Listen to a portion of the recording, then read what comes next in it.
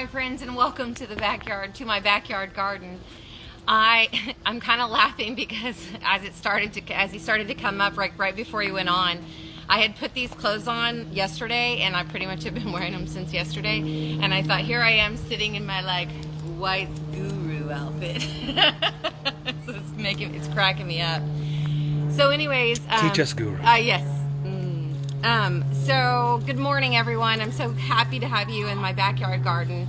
For those of you that have been following along regularly, you know that we are actually moving, and this is my last season, my last summer in my backyard garden here in Corpus Christi proper, which is where we live. We're moving out to a farm in Taft. The farm's name is Freedom Harvest Farms, and that's where I've been doing a lot of my food production this year. Certainly after we had the massive Texas freezes in February, which really changed everything about this property and changed a lot of things about the type of life that was living on the land. And at that point, I then had to kind of readjust my ideas of what I was going to be able to accomplish as the last remaining months of my backyard garden existed, while still having the opportunity to communicate with you all on a weekly basis about what I'm actually doing in my backyard as I make the transition out to market gardens, and eventually will develop what I consider backyard gardens out there as well. We have a yard, we're developing a yard, and we'll put in these very nice just kind of quiet flowing kitchen gardens, backyard gardens, edible landscape type of situation that can be still very comparable to urban backyard gardening, just kind of in closer spaces out on a farm. So what I really wanted to talk to you guys today, and please be sure to jump on, say hi, connect up with me. If you're catching this on YouTube, please subscribe to my YouTube channel. I do these weekly. But as we go into this, I really wanted us to talk about the idea of a sleeping garden, or even a fallow garden. You may have heard that before. And the one thing that I really like about the way that I've developed my backyard garden is that even when I require for a garden or a portion of the garden to go fallow or go to sleep, it still looks really nice, and it still gives me a really nice place to just sit and meditate and enjoy the quiet evenings, or enjoy the sun coming up in the mornings while I listen to my chickens and watch my chickens, and just to enjoy this space. But also knowing that no matter what I'm growing in production, I'm still producing healthy, regenerated land for the next person that chooses to live in this space that I'm living in. I think that's a really important part. I recently have run into quite a few people that often will say to me, I just can't grow anything. And my new response to that often has to be, you just need to get out of the way most of the time. And if you can connect up with a few experienced gardeners that have a real strong connection with the earth and really understand what it means to regenerate the life in the soil around us, then you can get a few skills that will ultimately just help you get out of the way of the earth to do what the earth needs to do. And the reason why I say it requires sometimes some of us to help with that, and I say that in an understanding that at the end of the day, if the earth flicked us off and we were no longer here, the earth would grow green whether we were here or not. Eventually it would regenerate itself, regardless of whether we put a lot of toxins on it or not. But currently, the way that we're living in a way that we're creating hard surfaces or toxic spaces that nothing wants to grow in, and there's a boundary that potentially keeps the life from growing around it. But if we kind of get out of the way, or help to give the soil just a little bit of what it needs to regrow and retake back the land, then you just have to get out of the way, and it's going to grow up like a forest around you.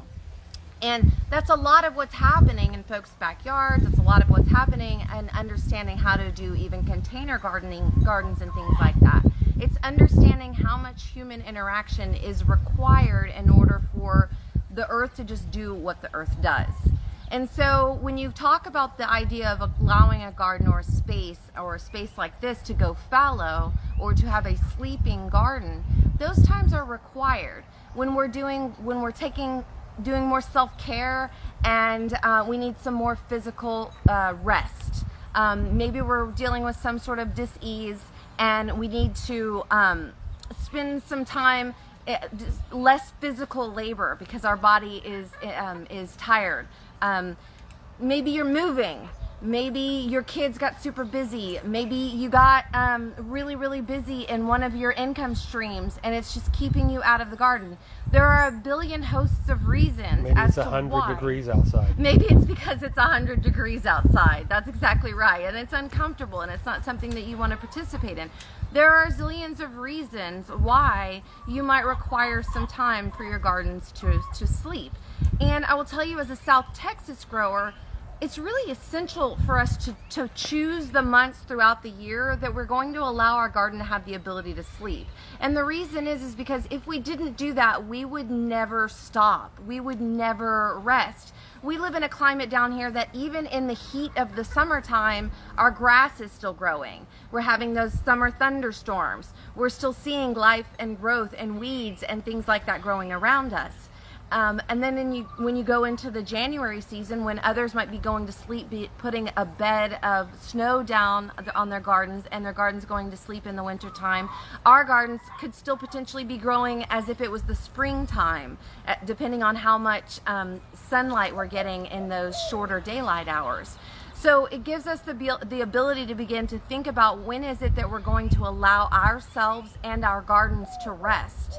And sometimes it can simply just be a matter of letting portion of our gardens rest, and letting other parts of our gardens just continue to be spaces of productivity for food or whatever you're choosing for them to be. But one of the things that I think is essential and most important is that we do have to help to contribute some of that life in that boundary that we've created. And so a lot of times our basic backyards, our basic lawns, we've created a boundary to growth. It's almost as if you imagine that in certain types of containers, like an urban backyard, you're inside a pot. Rather than imagining that you're in a very rural, open wildlife landscape that is much more far-reaching, has much deeper roots, has much clearer air, has much more life of pests and beneficial insects filtering through it, has much more birds filtering through it, all of those types of things. Imagine your backyard to be almost like a pot or a container, which will require a little bit of interjection of your support. If you think about keeping your containers watered all summer long, if you watch a container plant next to the exact same plant that's right there dug in the soil with some beautiful mulch around it, you will see that the container plant will actually start to get droopy and sad. In fact, let's get up and go walk around and we can look at some of that. So you can see how over here, these basil are looking really good. Basil like the heat. They don't need a ton of water all the time, but you can tell that they start to get droopy, and the reason is because they're not there in a container, just like your backyard and your spaces in your urban spaces are a container that you've created. And you can see that in other spaces, looking this way, I'm trying to think if I can see a basil over here, probably over in the other yard, but you can see that these plants are still standing much more erect, even though they're not necessarily getting the any more or less rainfall. Most of these gardens aren't getting like water. I'm not watering these spaces. I'm letting them collect the rainfall of whatever rainfall they're getting. But I'm letting this garden go fallow. So I'm not purposefully putting any seeds to create more life in here right now, which means that I'm not in a place where I have to constantly be giving back more water to this in order to get it to germinate, in order for that seed to sprout, come up, for us to create that life. It's a time for us to be quiet and asleep and fallow and let things just rest. But they're able to gather enough water and nutrition from the particular land around it because I've helped in this container create the life that it needs in order to then let it go and let it be on its own, right? So these pots, you can't ever let go or let be on their own. They've got to be given attention all of the time because that container is very small. There's a very hard boundary between it and the actual earth. And so you can see that when you create those stronger, harder boundaries, it makes it more challenging for Mother Earth to do what she does naturally. All right, so that's your contribution to it. But then when you've contributed to it, then it gives you the ability to take the rest when you need to take the rest. And I think that that's really important in the way that I garden, in the way that I teach gardening. And then I'm always communicating to you about, I call it kind of the lazy gardener, or I've always kind of used that term, kind of the lazy gardener or the lazy breastfeeding mother or the whatever, because I always felt like that there was an element of, if I was willing to do the things that I needed to do to put myself as close as back to nature as possible, then I could allow myself to rest. I could allow, you know, even if you're talking about money, if we shift a little bit, if you're talking about money, the idea is that I'm going to let myself rest, and I have streams of income that come in even when I have that opportunity to rest. I continue to still keep increasing energy and abundance and all of that stuff around me while I'm resting, and that's an extremely important part for you and your gardens. And as we're walking around and just looking around at things, you can look at what the difference and how this earth has just taken over on its own. Now you can see that, yes, of course I'm watering these potted plants up here in the front. You can see that this okra is very droopy, as opposed to that okra over there on the fence line that is all nice and watered and standing up straight and tall and happy, but it is connected in. It's connected into that hugelkultur bed. It's connected into the earth, and no matter what I did with this space, if I didn't cut this okra plant down, it would be an okra tree, and the next person that comes in here to live here will have an okra tree or choose to take it down or whatever. But this land is continuing to regenerate a ton of abundance, a ton of land to like refeed itself. So if I just completely left this completely bare and walked away from it, it would keep growing back here, and it would grow a lot of plants that you actually purchased from the nursery, not just weedy things, because I've gone in and put within this container the seeds of life, and now I have allowed them to just continue to keep multiplying. After we move out to the farm, you're going to continue doing these Sunday morning videos. Yes. And I guess people will see the creation of a ton of hugelkultur beds. Yes. As we duplicate what we did Yes. back here out there. Paths and evolution, and I mean that's the thing about this garden, was the evolution that came from it. Yeah. Wouldn't you say then that the hugelkultur beds that you created here, the mulch that we've constantly put down, the way that you've planted and let things reseed and then been purposeful in the types of plants to have a quote-unquote lazy garden, Right. it's why things like an okra plant right here can do so well on their own. The hugelkultur bed and the whole system that you've put down here, it lends itself to that kind of growth. Yep, absolutely. And I did it that way on purpose. Right. Because I want to be able to keep multiplying the amount. Like for me, there's a high level of respect for the earth and for being a part of helping to regenerate the life that is on the earth. So even aside from having a desire to be able to create food for my family and to be able to create a stream of income that comes from the produce that I create in my garden spaces, I feel a sense of desire to cut some of those boundaries away that keep us from being able to just allow the earth to do what the earth does, and to be able to teach people that it's so much easier than we're creating. Yes, if you try to put a massive boundary between the earth and the plant's going to have a harder time than it would if it's directly connected with, and you've given it kind of some of those same types of things that you would have given it in a pot. And the thing about it is that we have been trained to believe it is a requirement for us to have to actually put something on the ground in order for earth to do what it needs to do. It is not a requirement. It's a requirement if we're having to break through a shell, like a piece of earth that's never been touched or hasn't been touched in 60 years, and the only thing that's ever been done on it is construction, like material, land, and then some grass and St. Augustine grass that was put down on top of it that then got lots of weedy stuff going on top of it. Yeah, I mean, imagine that being like the bottom of a pot. You have to create, you have to give it some life. But once you've done that and given it a start, you've basically said to the earth, I'm here to be a part of you.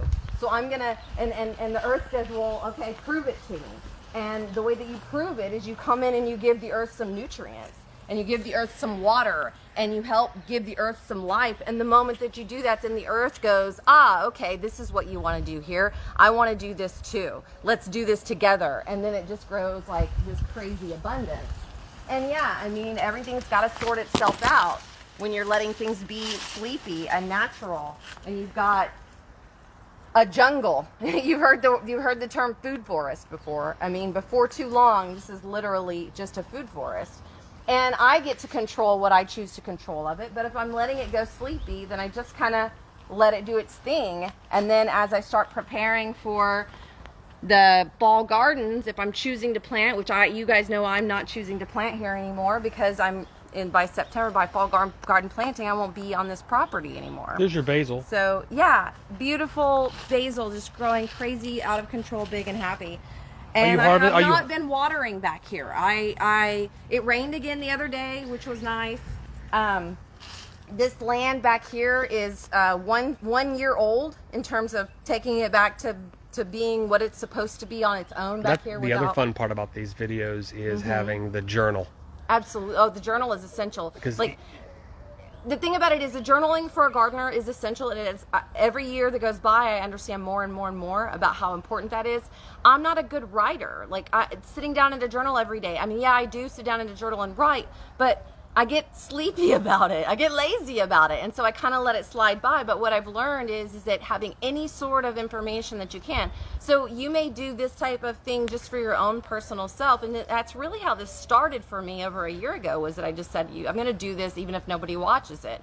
But now it's shown that there's people out there that have an interest in kind of seeing the way that I'm traveling through this garden lifestyle that I'm living. And that part of that is understanding that, okay, well, I've dealt with sickness where I couldn't get onto my gardens. Here I am transitioning out of a garden and moving off of this land into some other space, but wanting to leave it happy and regenerative and alive when I leave it, because that's important to me. And then moving on to a new space, or taking time because my kids have too much stuff going on, or whatever. And if you look back here, look at this little space back here, okay? Well, so I've got some broccoli going on right here. And then I've got the salvia that's continuing to keep going on its own. And then over here I've got more salvia, but let's see, I know I saw some, yes, snapdragons. There's snapdragons all over the place down there. Those all came up after the freeze. This is purslane. It's a weed, basically, but it's also something that at some point someone bought it from the nursery, and the seeds seeded here themselves. And now I've got another edible that just comes up on its own in the summertime and covers over this particular area back here. And if you get into a situation where you run into some weeds that you don't like I was noticing this morning, I had a pot, here it is, one right here. I don't want this grass to grow back here. I definitely don't want that to happen. So it's really easy to pull these things out when you've created these nice mulchy beds where it's not hard to, yeah, look at this. Look, this is what I can do to soil in my backyard. So how hard is it to pull out weeds? Not in a aggressive, I need to clean this garden up way, but in a oh yeah, that's a weed, and I don't really want it to be growing here in the middle. Now all of this other stuff, this is 4 o'clock, so I'll put those purple flowers on it. It's not particularly one that I kind of want to continue to let grow.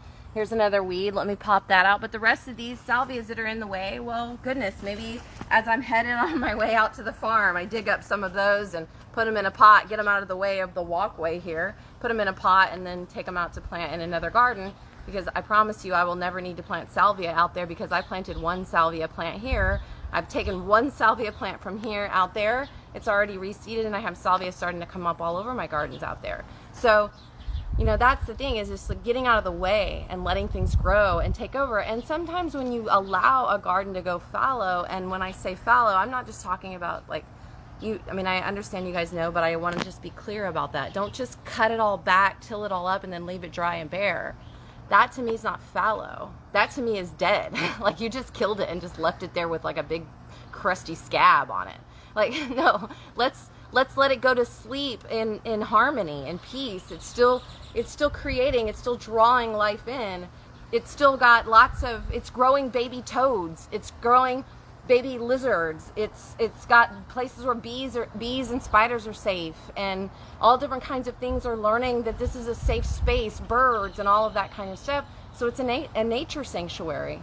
Is it sprinkling? It is. How nice is that? All right. I love you guys Your so much. hugelkultur beds are going to suck every drop up. And hold it right in there. These gardens aren't going anywhere. I know. I just keep thinking. I look around because I have paid no attention to these gardens this last couple months, y'all, because I've been super busy. I mean, you guys have been watching any of it. I'm harvesting like crazy, buckets and buckets and buckets of loads of food from out there. Out of the farm. Yeah, out of the farm. Here, you'll go out real quick. You'll go out at dinner time hey, I need some celery. Yeah. And then you'll run out to the backyard. I've got a little one celery. left. Yeah, right, I've got a little left. bit of dill. Yeah. And so the kitchen aspect of it is still in effect. Oh, yes, you're right. The kitchen aspect and what's But otherwise, you're not seasonal harvesting food out here, right? There's nothing. I pulled a cabbage out from here the other day. I pulled a couple broccolis. There's some last few onions that I'm pulling out. I can harvest kale and Swiss chard every once in a while. What will the transition be? I mean, it's still more like, it's still as much as if somebody had one small little 8x3 raised bed. I just have a big garden that's only producing, a little bit of stuff. So this is some kind of a bug. I don't know what it is. It's somebody on the talk. I've heard it mentioned a million times. Like a snotty. Yeah, it actually might even be the aphids. I think that might be what it is. Ants haven't found them yet. Well, what it is that it's like that's where the birth of it happens somehow. And then once they start birthing there, then they just keep going and going and going and growing down into whatever. I think that's, as I understand it, that's what it is. And then here's some different types of aphids. Woolly aphids. Remember I told you guys that sunflowers are really good. They're like cotton candy for aphids. So then the aphids can just hang out there. And all of the birds can come along over here as they're moving through our region again and learn that this is a really safe, we know there's some water over there. Yeah, we know we're a there's way some stop. seeds. Yeah, it's a stop. It's a way station, exactly. And so hopefully, no matter who comes along after us, we have a pretty good relationship with our landlord, and he knows how important these spaces are. So I expect that him or whoever the next person is, they will utilize them to the best that they can, because they're an amazing space out here. And so I think no matter where you are, even if you are on a piece of, and here, let me give some encouragement to some folks that really, really like growing but are renting land and are like, oh, I don't want to contribute. The thing about it is that all you've done is made Mother Earth happy. And that's an important part to remember about the whole experience of gardening, and along with taking better care of yourself by being centered and grounded and experiencing the space around you, that even if you leave it behind for someone else.